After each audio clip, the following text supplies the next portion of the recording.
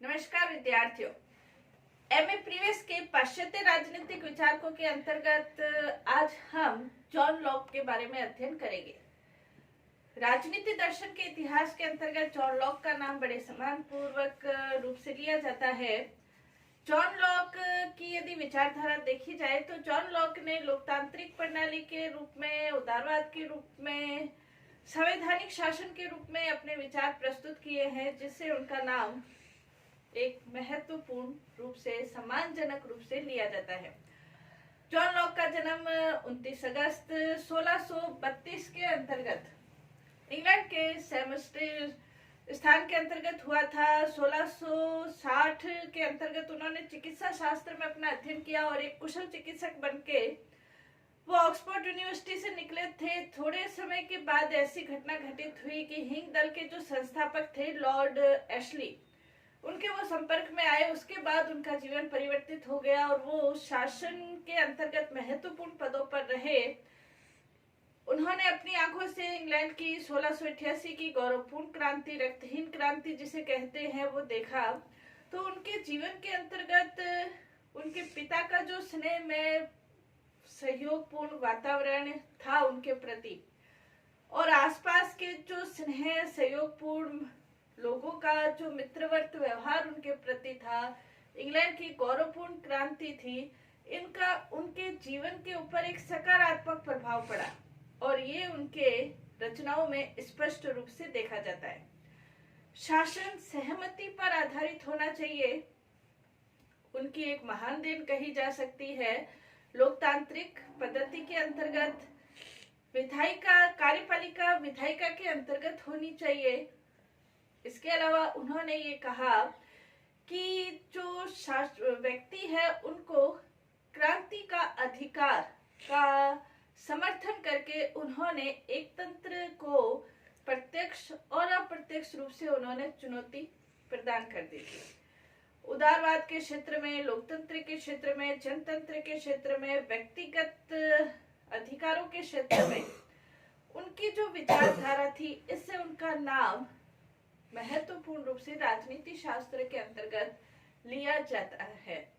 उदारवाद की आत्मा उनको कहा जाता है।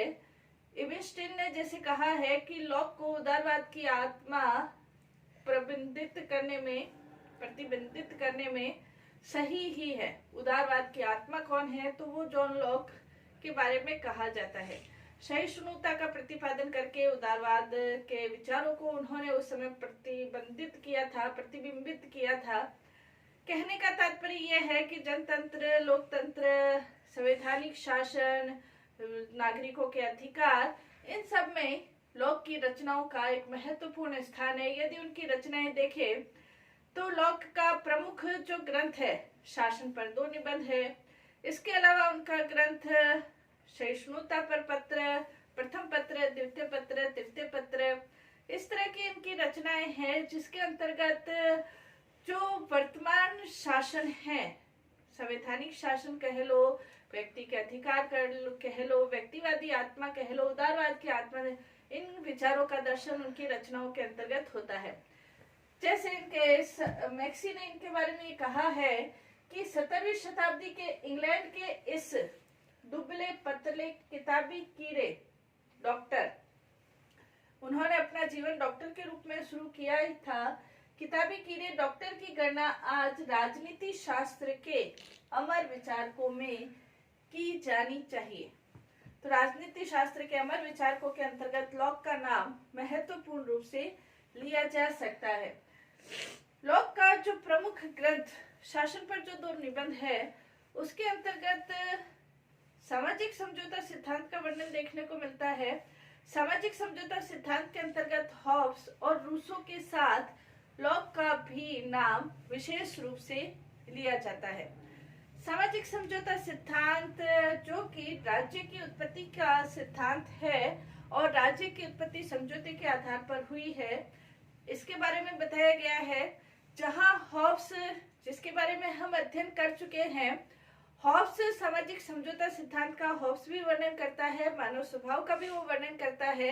लॉक भी सामाजिक समझौते के अंतर्गत राज्य की उत्पत्ति से पहले मानव स्वभाव, प्राकृतिक अवस्था, इन सबका वर्णन करता है, लेकिन दोनों की विचारधारा के अंतर्गत जमीन आसमान का फर्क दिखाई देता है। दोनों की परिस्थितियां अलग थी और परिस्थितियां अलग होने के कारण जो मानव स्वभाव है उसके बारे में दोनों का जो अंतर है वो बहुत स्पष्ट अंतर दिखाई देता है। यदि देखा जाए तो जहां बुद्धिवादी विचारक होने के कारण नागरिक अधिकारों का वर्णन जैसे लॉक है तो वो थोड़े स्पष्ट शब्दों में, मधुर शब्दों में करते हैं, वही रूसो के संदर्भ में यदि देखा जाए तो फ्रांसीसी विचारक भावनावादी होने के कारण मौलिक अधिकारों का वर्णन डंके की चोट पे करते हैं।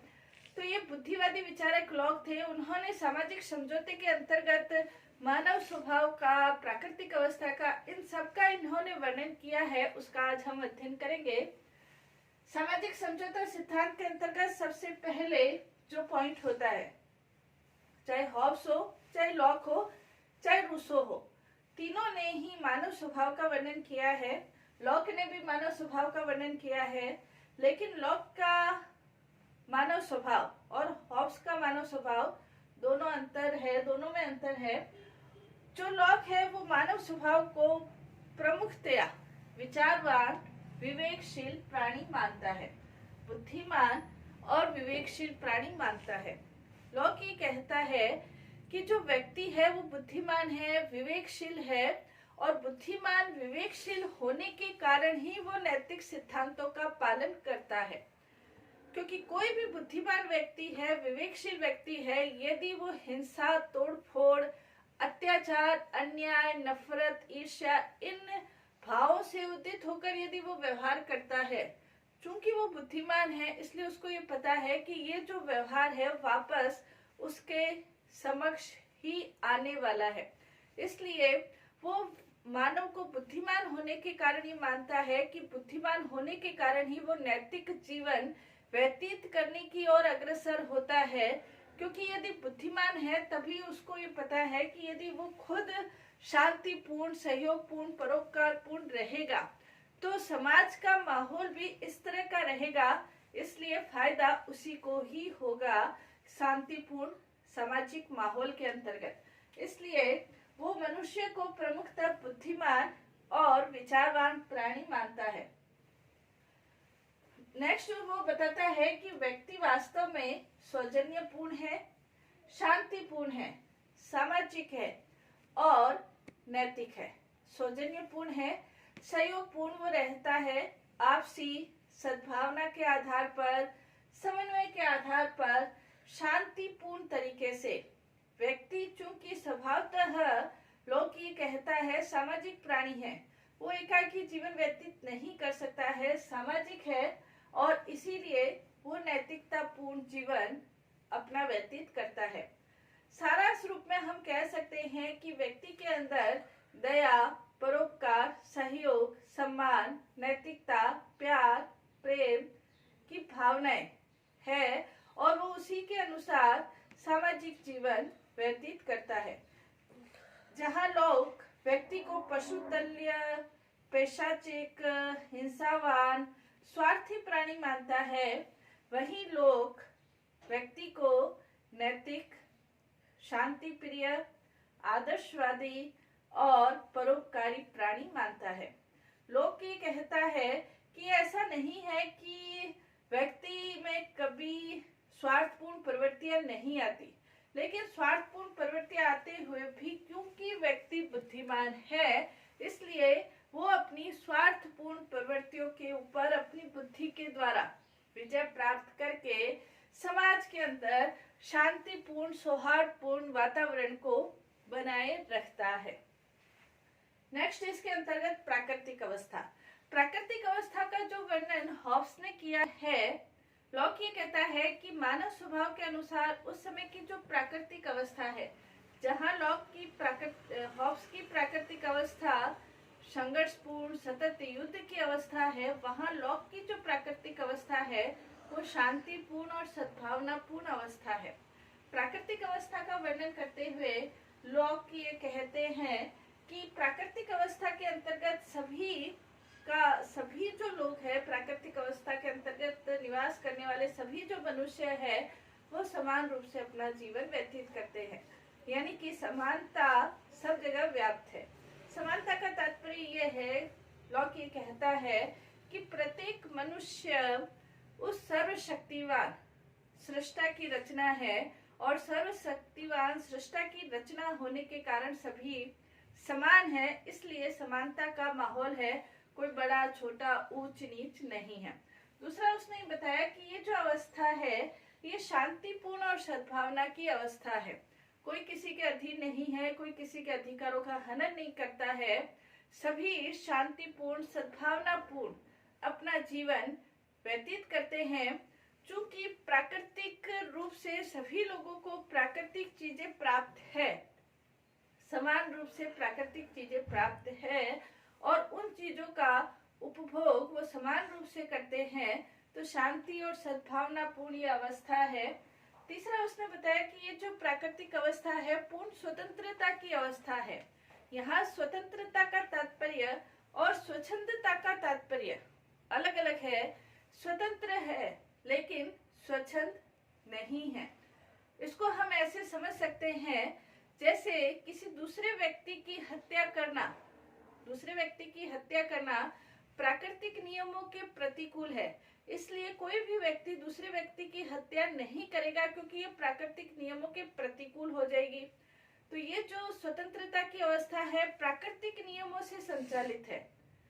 दूसरे व्यक्ति की हत्या करना प्राकृतिक नियमों से के प्रतिकूल इसलिए है क्योंकि कोई भी व्यक्ति ये नहीं चाहता कि उसकी हत्या हो। इसलिए जैसे लॉक ने ये कहा है कि मैं दूसरे के साथ ऐसा व्यवहार नहीं करता जो मुझे अपने साथ वो व्यवहार करना मंजूर नहीं है। तो मैं ऐसा व्यवहार दूसरे व्यक्ति के साथ नहीं करता जो मुझे अपने साथ करना पसंद नहीं है। इन नियमों से प्राकृतिक अवस्था संचालित है। प्रत्येक व्यक्ति स्वतंत्र है, कोई किसी के अधीन नहीं है, कोई शासक नहीं है, कोई शासित नहीं है। इस प्रकार की ये प्राकृतिक अवस्था मानव स्वभाव शांतिपूर्ण, विवेकपूर्ण, बुद्धिमान पूर्वक, और प्राकृतिक अवस्था समानता की, स्वतंत्रता की, सहयोगपूर्ण, सद्भावनापूर्ण अवस्था। ये लॉक की प्राकृतिक अवस्था है जो हॉब्स से पूर्णतया विपरीत है।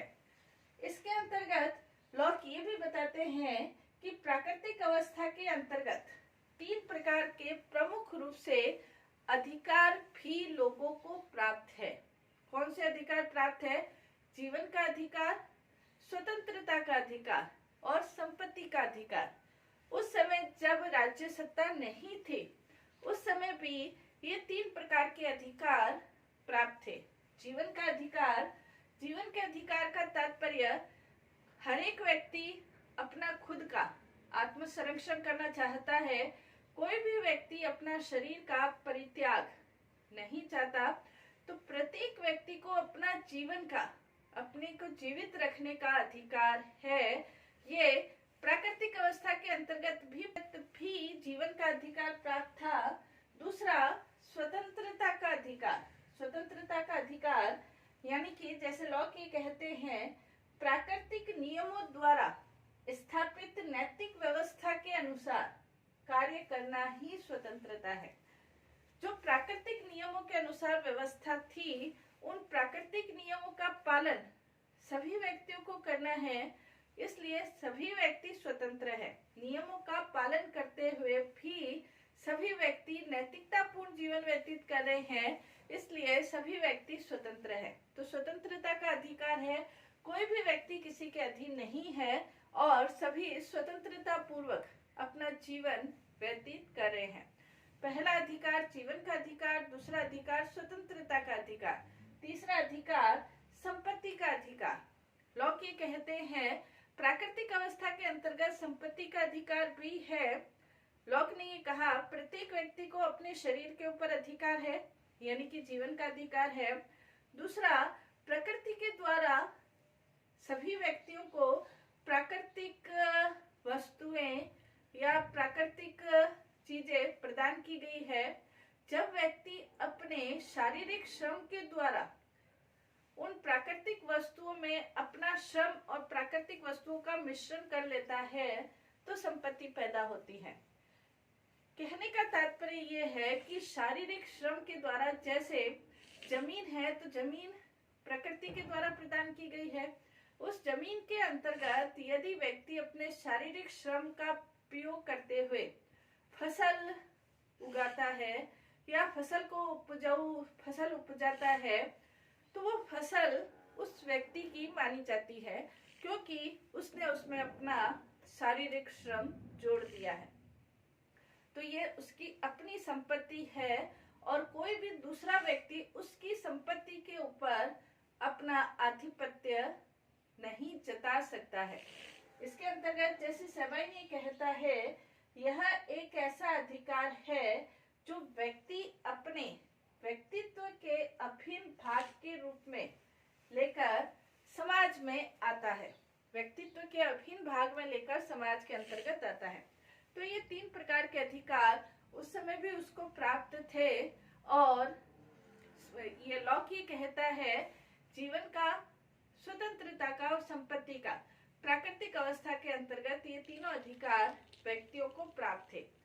सामाजिक समझौता के अंतर्गत जब राज्य की उत्पत्ति होती है तो जब क्वेश्चन ये उठता है कि जब इस तरह की प्राकृतिक अवस्था थी, शांतिपूर्ण सौहार्दपूर्ण अवस्था थी, व्यक्ति नैतिकता पूर्वक जीवन व्यतीत करते थे, तो ऐसी क्या परिस्थितियां उत्पन्न हुई कि व्यक्तियों को राज्य की आवश्यकता पड़ी। व्यक्ति स्वतंत्र थे, समानता वहां पर स्थापित थी, तो ऐसी क्या परिस्थितियां उत्पन्न हो गई कि व्यक्तियों को राज्य की आवश्यकता पड़ी या राज्य की उत्पत्ति की आवश्यकता क्यों पड़ी, उसके बारे में हम अध्ययन करेंगे हमारी नेक्स्ट क्लास में। धन्यवाद।